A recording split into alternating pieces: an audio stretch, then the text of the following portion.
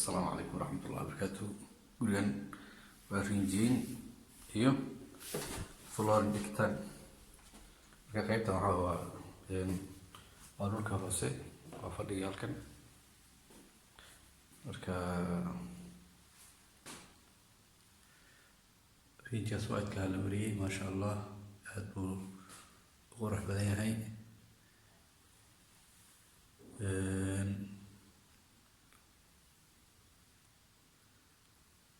daahidaas iyo looxaas yarkee ku aadan anaga u sameynay. Marka saa la socda.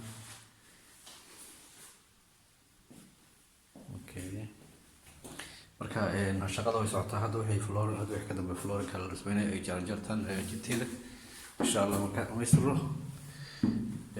iyaduna waan tusaynaa hadii la yiraahdo.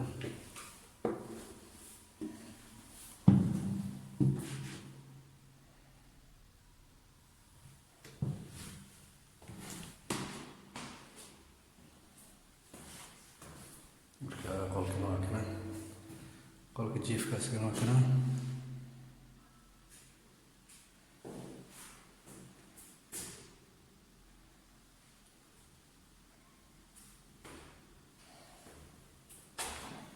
guriga waxaa weligaa cidlo, shaqadiisa way socotaa.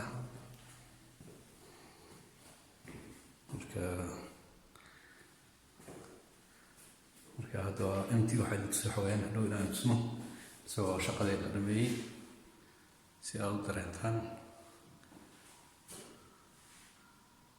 marka insha Allah tacaala aad baan idin salaamaya insha Allah tacaala.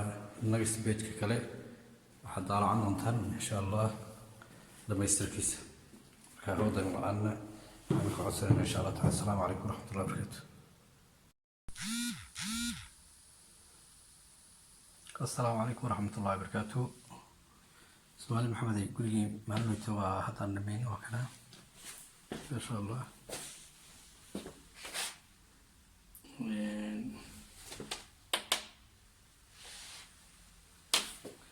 هو برحدي يفضي وصفرا هاك عقلنا بنتي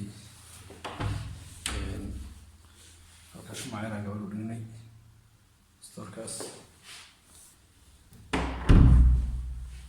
waa qashinka waa aruurinay isugu geeni maasha Allah maasha Allah. marka halkan waa fadhigii hadda ifsiis koran aadina insha Allah tacaala.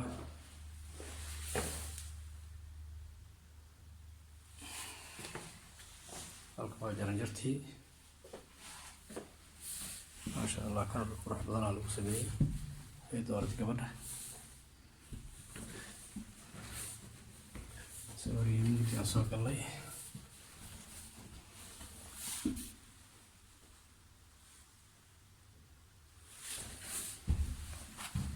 اوكي طلقنا هكذا.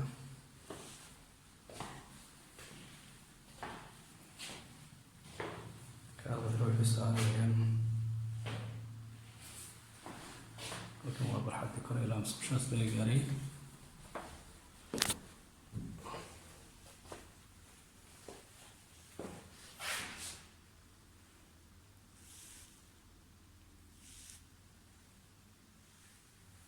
قول كنا أقول في إيران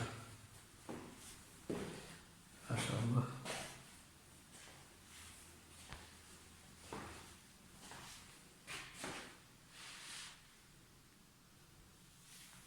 هذا اسمه كحري وضينا الآن إن شاء الله تعالى لو ضغطان.